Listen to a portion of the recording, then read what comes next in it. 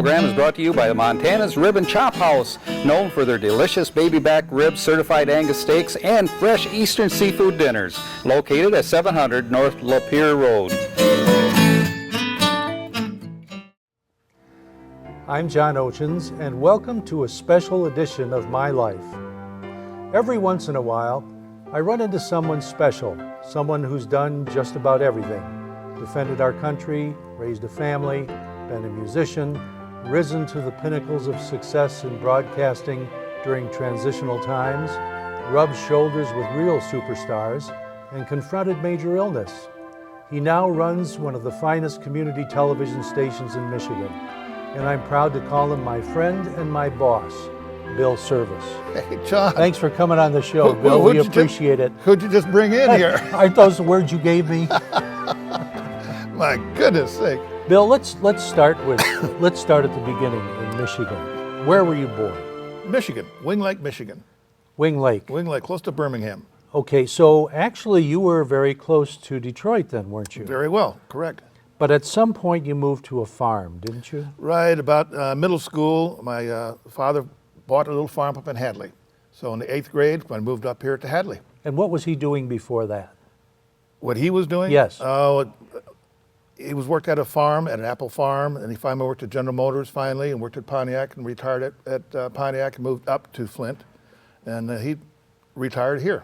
But you've got some entertainment in your background, don't you? The whole backyard. I mean, you can go back to your grandparents. My grandparents were in the 1900s, the Flying Zorros, the Zorro, Fajola, and Gray, I believe it was, a bicycle troupe. And they trapped around the country with Was that on your dad's side of the family? Correct, correct. And they retired in the 1900s at the San Francisco quake and retired at that time.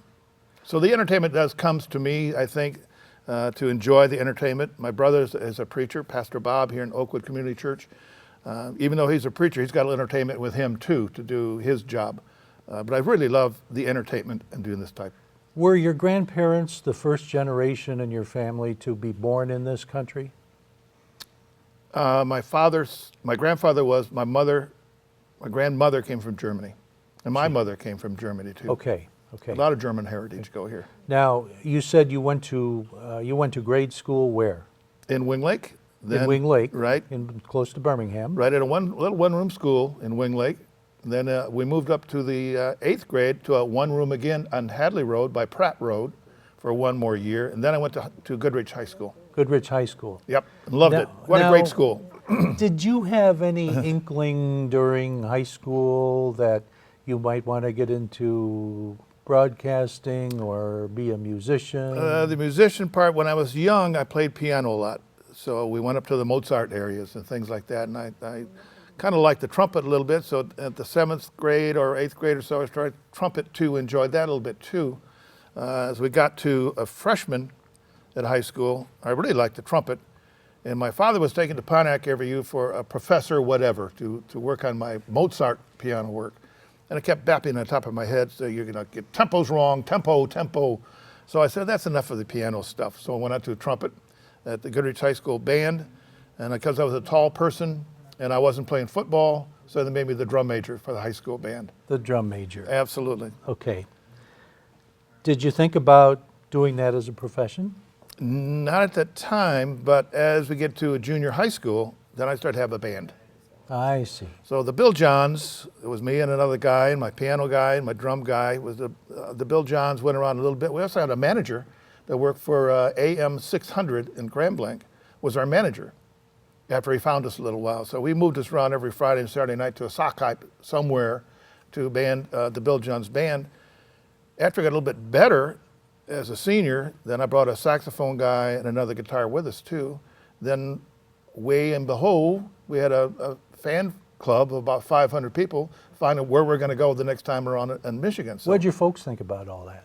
My father is an entertainer. He was a great 4-string guitar, soft show dance, harmonica, and a terrific singer, incredibly good entertainer that he never used any much for himself, but he enjoyed entertainment. He enjoyed me doing that. When he worked in Pontiac, coming home at 1 o'clock from Pontiac and iron my shirt on my next program for the band for on Saturday summer, he was helping me.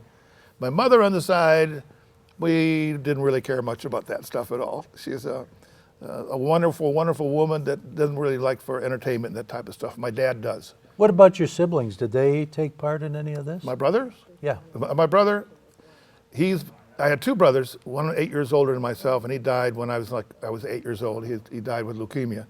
My other one is Pastor Bob. He's 4 years younger than me. He's older than dirt. He's got Social Security number 4. But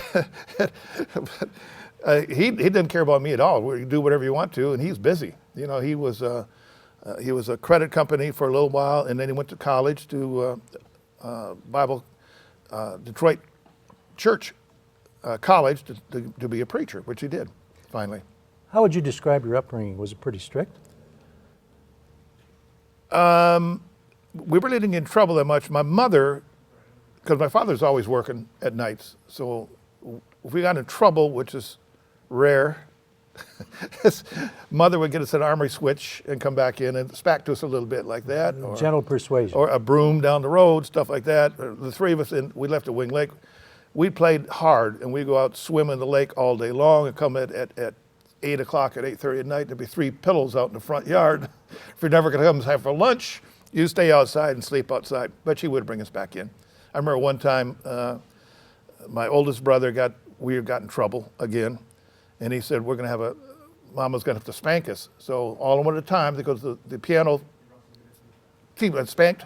The oldest one came into my brother, Bob, spanked him again. When it came to me, he said, "You better cry when you get spanked." Because we're a little old at that time. So. See, you learned a little bit about stage management right from the beginning there. Exactly right. Now, what was the next thing you did after high school? Well, I went to Mock Community College and did that for 1 semester with music, and it's tough. I thought it was going to be great, but it's too difficult to do that I couldn't do. I couldn't create the music they wanted to do. So after the first semester, I went to I want to be some type of a job. I worked as a little part-time radio station at the college, which was fun. I really liked that a lot. So after the second semester, Uncle Sam says, "Your draft's coming up pretty soon. You're going to get in trouble." And I want to be in the Army. I don't want to go in the Navy. I don't want the Marines. I was out of money. So I decided we'll go in the Air Force. So I went in the Air Force, and halfway through basic training, I found out that I was going to be a mechanic. Called the Green Monster place. You went out there, you sit down for 4 weeks, you put your orders, you're going to do a mechanic for 4 years. I said, crap, I was a farmer kid, so I don't want to do it. I want to be a gunner from a B-52 or something like that. About half that time of that meeting, our flight was sitting down. A gentleman walked on the balcony and said, "Would anybody like to try out for the band?" Boom! Here comes the hand for Bill. He called up and said, "You want to practice?" I said, "Sure." So I went to the back deck somewhere, and we practiced a little bit of trumpet for a little bit, my scales, and did my routine. He said, "You got it." I said, "Terrific." He said, "Right. Now you have to go to your DI and get your stuff and bring back over here, because now you're going to be a band person. I have to protect your lip." I'm a trumpet man now. Now you were in a special group of I'm a people. special group, exactly right. So I practiced with the bugle for another week and practiced some more, and then we toured into Mexico, for another week or two. Then I was off, came up to Michigan with my folks, and went to Amarillo, Texas, where the Fighting 589th Air Force Band of the Southwest. There's 2 big bands of the Air Force. One was Washington.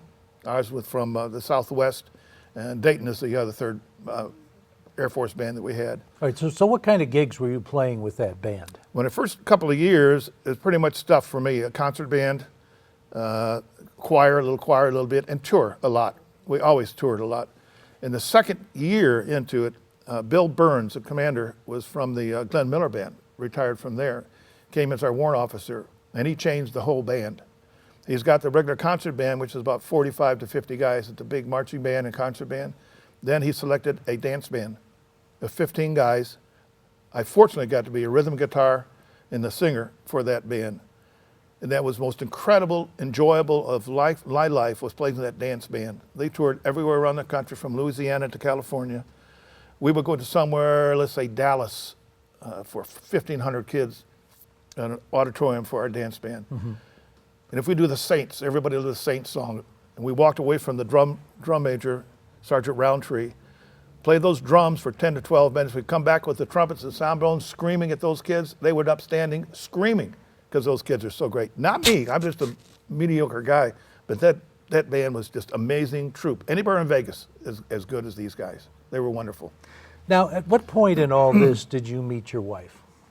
About halfway through, again, the third year, I guess it was, there was a very gorgeous woman in Amarillo, and so when they should come in at a driveway somewhere and get a visit with her first time, and she was a very gorgeous woman. So we got married real quick. So we got married, and of course we got married real quick, but at the fourth year, now I toured again with the dance band. There's a picture, I think, of me with a red coat with my 9-month-old baby. Mm-hmm. We were going to the Office Club for that day. There was a HUD movie with Paul Newman was at the Office Club. So I got to sing for Paul Newman for the first time of a big star that I saw. And a nice gentleman man, by the way. So you met Paul Newman? Right, we sang for him, yeah. At the office. That was cool, which was good. So, continuing on. Okay. All right, so you got married and you had how much of your service left? That was 4 years. After 4 years was done, so it's with a baby now, I couldn't tour that much anymore. Right. I want to stay with the family and see what's going on. So it's a good opportunity for me to change something different. So I walked into, I believe it was KGNC, an NBC affiliation at Amarillo, and asked if they had a position for me, and they said they have a part-time camera job, so which I did. And when you did this, you probably kind of remembered that your little bit of experience in radio before was kind of fun. It was kind of, the radio part was great, and I was really excited about what was going on with those big cameras and stuff like that, like kind of and fun. And we're talking about what year now? 1963. Okay, so this year, during that time, camera equipment and television equipment wasn't quite what it is today. No, yeah. It was a lot bigger, for one thing. Excuse me, a TK11 black and white camera, pretty Yes. big, three lenses to flip back and forth and things like that. No teleprompters that we have now. And you didn't edit stuff on a computer. None whatsoever, no. So anyway, I did get to be a full-time job as that a little while. I did take a visit up to Michigan and Channel 12, WJRT, to visit because it was a pretty nice station.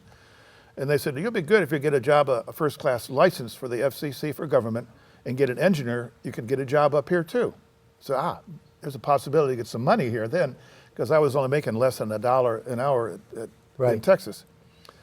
So I went to my wife, and we thought about it. I had enough money left from the Air Force leave money that I had to go to Dallas for an Elkins license school to be a license. Take 6 weeks to do it. I had to do it in 5. I had enough money to do that. So I had to cram a lot of stuff for 5 weeks, and I hate math at all.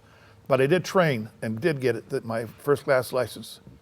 So I drove from there to Wichita, Kansas to try to get a job as an engineer. And they checked with the union. They said nothing there but St. Joe, Missouri. Now, what led you to Wichita, Kansas? You were in Texas, you went to school. Right. And you were thinking about coming to Michigan. I figured Amarillo, the next big city I knew, was Wichita. So we drove north. Okay. That's about it. So I had to check with the union. They suggested go to St. Joe, Missouri. There's a 6-week job for the summer as an engineer. So I heard the job. Gene Autry owned the station. Kind of a small little television station and a small radio station in St. Joe. It was a unique place to work. I worked at a radio time, just moving the records on for them. They had a format which record you're supposed to play, but I was doing like 9 to midnight, so I would do whatever, played whatever I wanted to, change it a little bit. But after 6 weeks, I didn't like it. Went back to Texas, and about a year of that, here comes Channel 12 and said, we have got a position for you now. So I came up to Channel 12. Here we go. So off to Michigan. I'm excited now. Now I got a big station. Nothing wrong with Amarillo. It was a great station, but Flint was exciting. I was an engineer for 1 year, really boring. Took on a tube, it was put another plug back in, another tube over here, put that one over there. It was boring. One of the directors retired or quit or whatever, and I had to do master control, so I was doing master control switching. So I went to the program director, said, I used to direct when I was in Texas. I'd like to be a director here. Can you do the news tonight? Absolutely. Holy crap.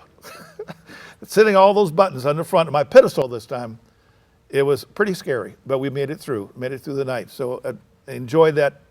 Very exciting to do that. I did. If people think about as old as I am, think about the people in JRT was Rady and Friends was a puppeteer where the blonde lady was Ray Dean was a wonderful lady. Bozo the Clown was a historical, funny guy. Frank Cady, what a great, great guy. Mr. Magic, he did that also. The Polkum Party, I did that also. Christopher Coffer on Saturday night, the horror guy and stuff like that. And of course, the news. So I did that for several years, had a wonderful time. So you were really a pioneer back then in that day, because things were really just kind of getting off the ground. Just rocking and rolling. It was having great fun.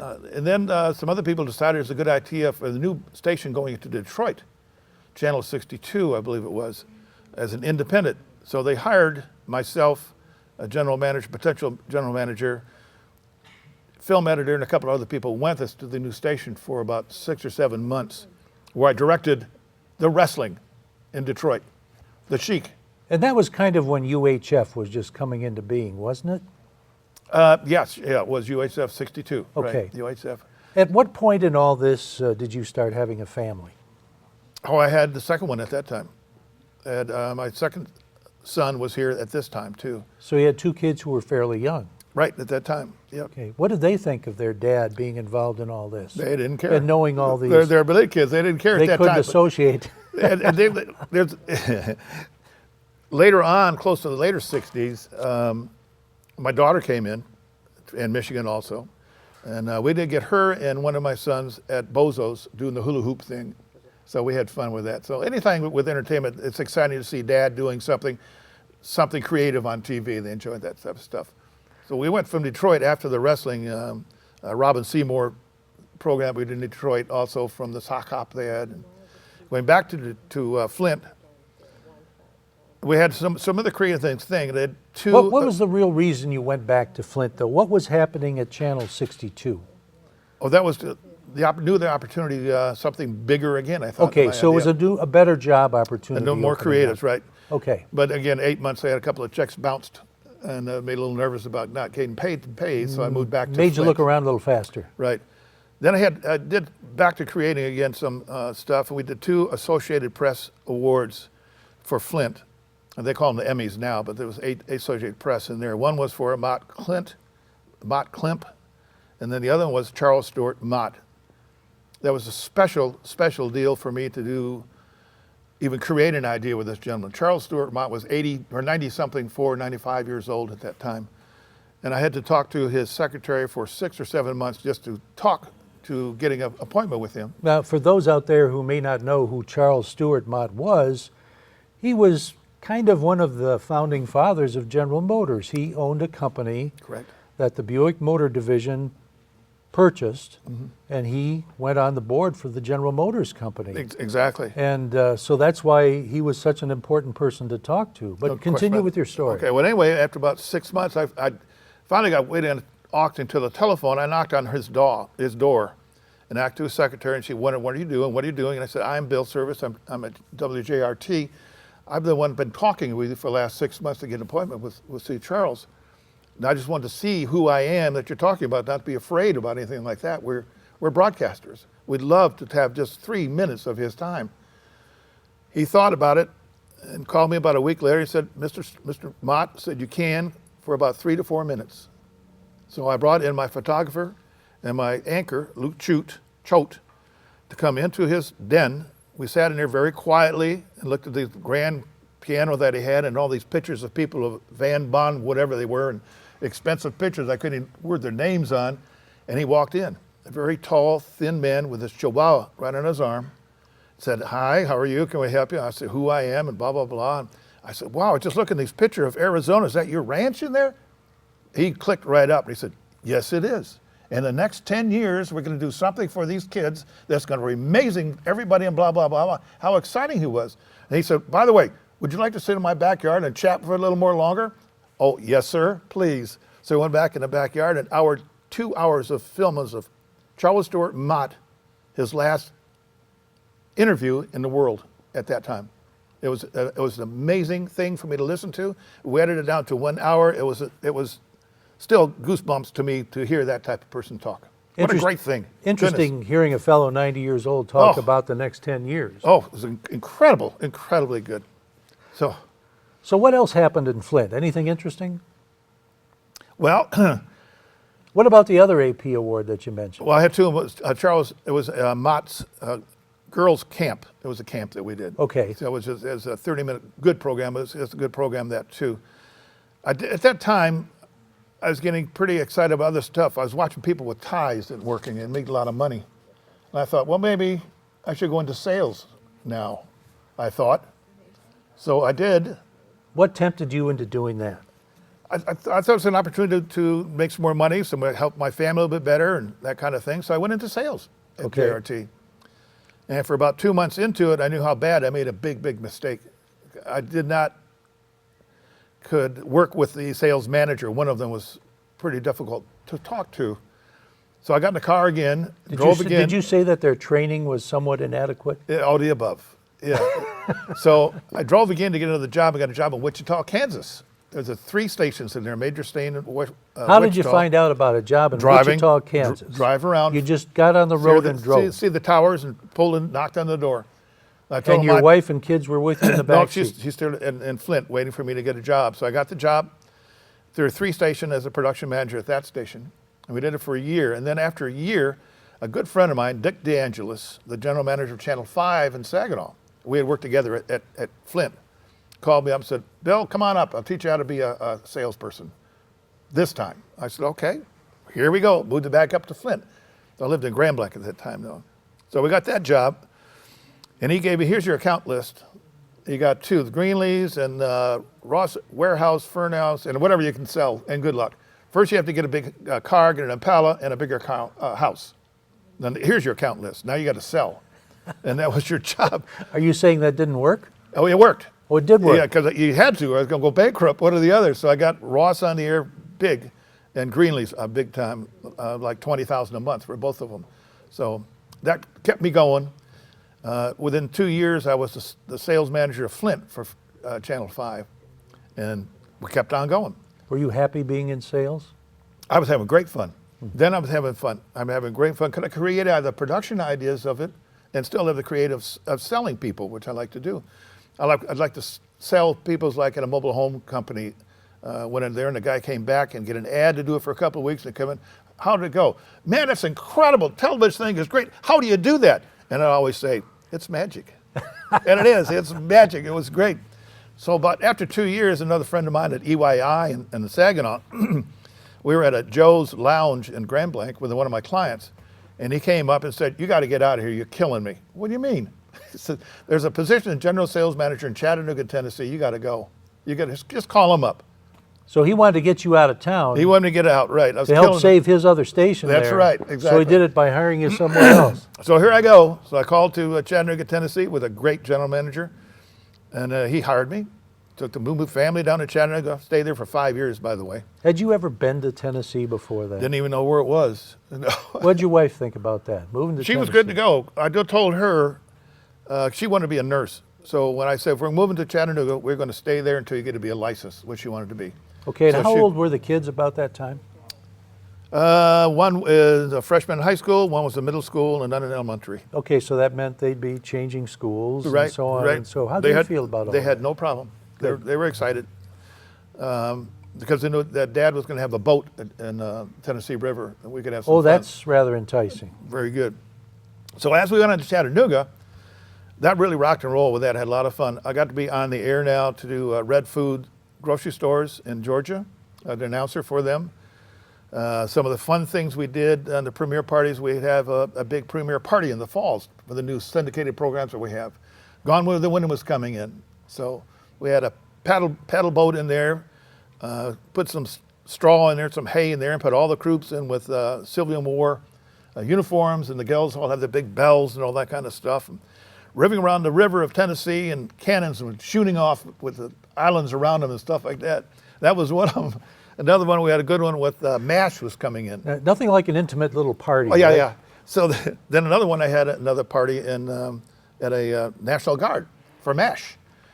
So I found some guys in the mountain that actually had some MASH, the nasty stuff they have up there. The mash you drink. Yeah, that always had it at MASH. So we had some in there, brought some New York people come in with them, 3 of them, and be careful with them. This is really a still. This is really good stuff. Oh, he can do it. He drink all the time, not to worry about it. he had 2-3 shots of those things. It was limo back to the hotel. He was done. But we had great fun with that.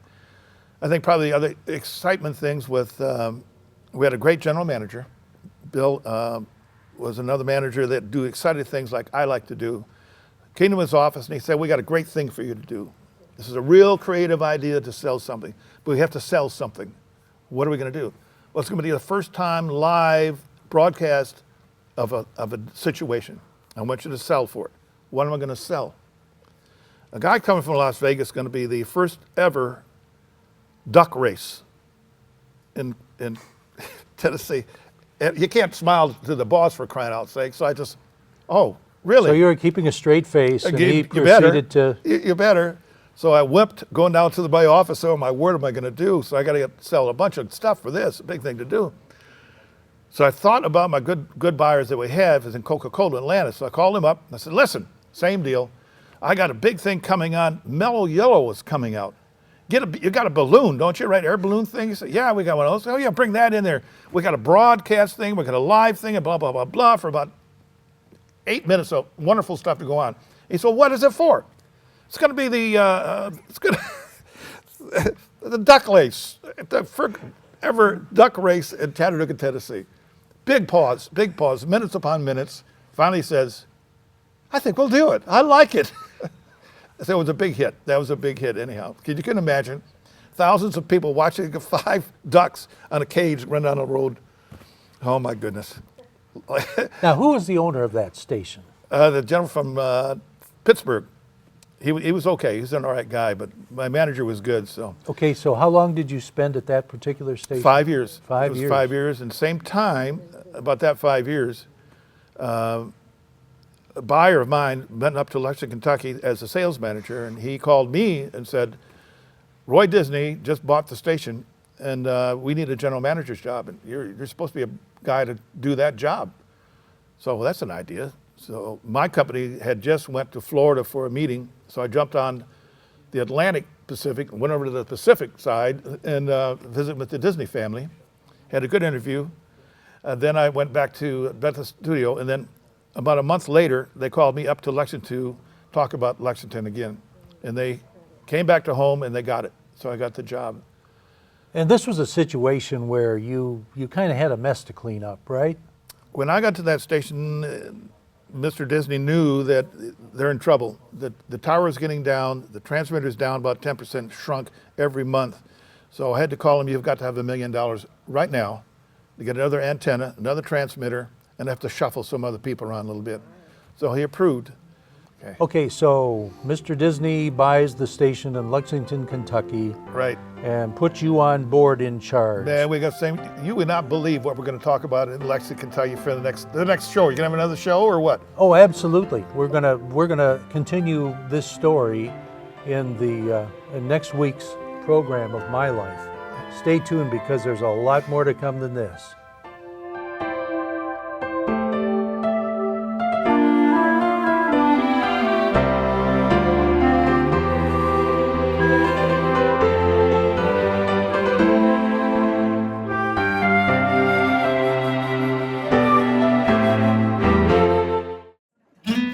This program is brought to you by Montana's Rib and Chop House, known for their delicious baby back ribs, certified Angus steaks, and fresh Eastern seafood dinners. Located at 700 North Lapeer Road. You're watching OCTV, Oxford Community Television, serving Oxford, Addison Township, and the village of Leonard.